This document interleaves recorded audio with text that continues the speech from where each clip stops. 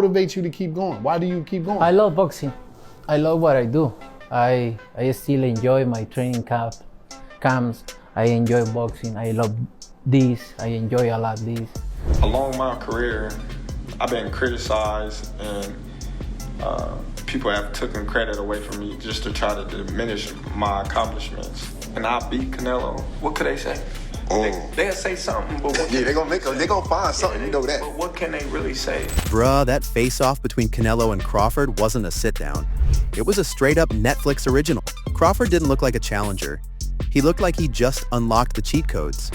Man's talking footwork, IQ, speed, and reach like he's scrolling through the creative fighter menu on UFC 5. I swear, Bud had the vibe of a dude who already downloaded all the DLC before the fights even announced. Got the speed over Canelo. I got the reach over him. You know, he might got the size, the power. You know, I feel like, you know, I got the better skills, boxing skills. And the best part? He's not sugarcoating it. He knows walking into 168 against Canelo is like signing up for a boss fight on insane difficulty. The way he said it, though, I was half waiting for him to pull a carabiner out his pocket and start free climbing the MGM walls mid-interview. If he pulls this off, forget belts, forget pound-for-pound rankings. Fights, but Canelo is just different. And I don't care if he's the UFC there. When Canelo fights, he's different. I like how you talking about yourself in third person, like, Yeah. when Canelo do something. BoxRec might have to hand him the master admin password and let him update boxing history in real time. Meanwhile, Canelo? Man didn't say a word, but said everything. That stare wasn't just stone cold, it was pre-Columbian Aztec temple stone cold. No smirk, no blink, no twitch. Just that, I eat thunderstorms for breakfast energy. Outside of the ring, but when they come into the ring, it's just they see everything. When they step in the ring, they see why I'm Canelo Alvarez. Absolutely. Crawford's over there building a blueprint, and Canelo's sitting there like, plans don't matter when your fists are jackhammers. You could almost hear his inner monologue in Spanish. Habla, habla, but soon your ribs will meet destiny. And tell me why he looked like he was mentally seasoning Crawford with salsa verde and roja, trying to decide which pair's best with a left hook. That's the wildest contrast right there. Bud's talking chess. Canelo's promising demolition. Man, let's keep it real. Crawford ain't just talking, he out here preaching, like he's about to baptize boxing in his own legend. The man said, Canelo bigger, stronger, flashier in designer fits? Cool story, bro. I got speed, reach, and IQ. How do you see a fight with Canelo going? A tough fight. Canelo is a great fighter. Like, I always had respect for Canelo, but I just believe in my skills. The fact that people doubt me, it just fueled me even more. Try to get the fight even more. And I'm watching him, I'm like, man, I can beat this dude. And I'll have him shadowboxing against the Wi-Fi router. And he ain't capping either.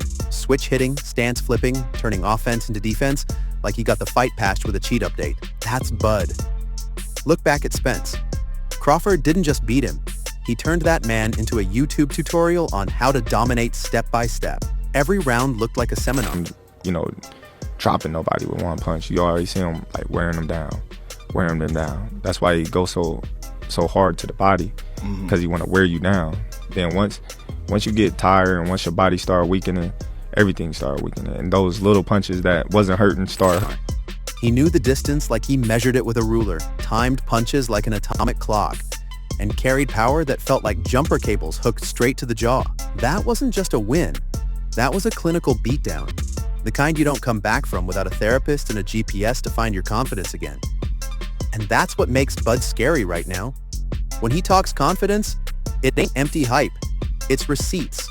It don't sound like a man selling wolf tickets. It sounds like a man who already meal prepped Canelo's lunch, labeled the Tupperware, and is just waiting for recess to ring so he can serve it. And the way he carries it, that quiet, simmering belief that this ain't just another fight. It's an entry into history. Crawford's walking into this with the swagger of a landlord collecting rent.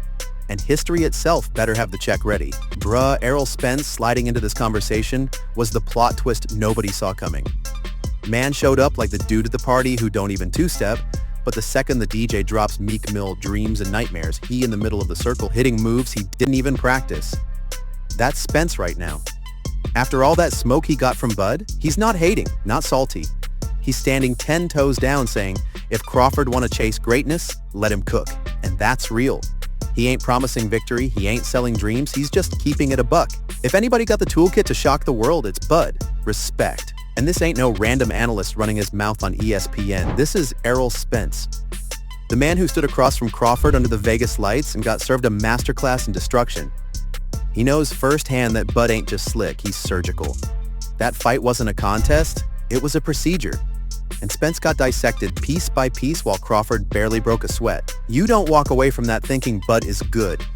You walk away thinking Bud is different. So when Spence, of all people, says Bud might actually be crazy enough to handle Canelo, that hits different. And let's talk about the logic. Spence didn't just show respect, he hit us with the blueprint. Canelo jumped weight to scrap with Kovalev, a dude built like a human vending machine. So why can't Crawford flip the script? Why can't Bud, pound for pound one of the sharpest operators in the game, take that same leap? Legends ain't remembered for playing it safe, they get remembered for doing the unthinkable. That's what makes this wild. Spence caught the smoke firsthand, yet he's vouching for the man who beat him down. That's like losing a 100M dash but still betting your paycheck that the guy who dusted you could outrun a Tesla. Fighters don't come out of Bud's fights doubting, nah, they come out as believers. And if even Errol Spence is telling Canelo, yo, this man might actually flip history, then the writing's on the wall. Canelo better bring more than power, he better bring solutions. Man, Antuanne Russell came into this debate sounding less like a fighter and more like a boxing professor giving a TED Talk on pain. Dude broke it down clean. Yeah, Canelo mastered his craft, Bud mastered his, but them 8 ounces gloves, they don't respect resumes. And he's right. Those gloves don't care if you're pound for pound king or king of Guadalajara. One mistake and your lights get cut quicker than your Wi-Fi on payday. When everybody in the house decides to stream Netflix in 4K, that's the fight in a nutshell. It only takes one. And Russell ain't dressing it up with flowery language either. He's throwing straight warnings. He said Bud can't just roll into camp in regular shape. Nah, he gotta be on some next level monk mode, training like it's a 16-round fight.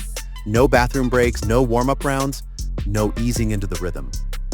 From bell one, it's gotta be pedal to the metal perfection. That's the type of preparation Russell's talking about. Crawford can't just be good, he has to be flawless. What I love about Russell's take is he's not just clowning, he's highlighting the razor-thin margins here. This ain't the kind of exam you pull an all-nighter for. This is the SAT, the ACT, the driver's test, and a lie detector all stacked together. And the proctor is Canelo, who happens to hit like a wrecking ball with a chip on his shoulder. One wrong answer? Bud fails in blood, not in scantron bubbles. But peep the energy. Russell's warning feels like tough love, but it also low-key sells the fight. He's hyping it like a survival game. Who's slicker, sharper, more disciplined when the margin of error is 0? That's what makes this matchup crackle. He ain't just saying Bud needs to be perfect. He's saying we're about to find out if perfection even exists under that kind of heat. That's the real warning here. Russell basically saying Bud can't just be sharp, he gotta be unbreakable. Locked in like a video game character with maxed out stamina, ready for 16 rounds when the fight only goes 12. Forget training camp.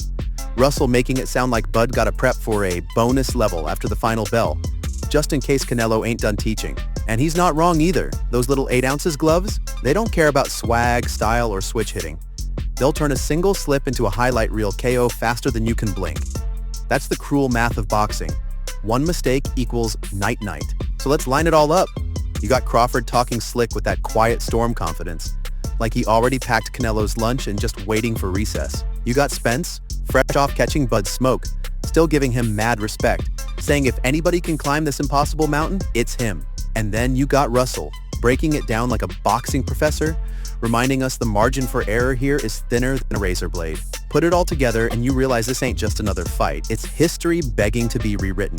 Drop your thoughts in the comments, fam, and smash that subscribe button to Boxing HQ, where the breakdowns hit harder than a body shot to the liver, and the talk stays sharper than Crawford's jab.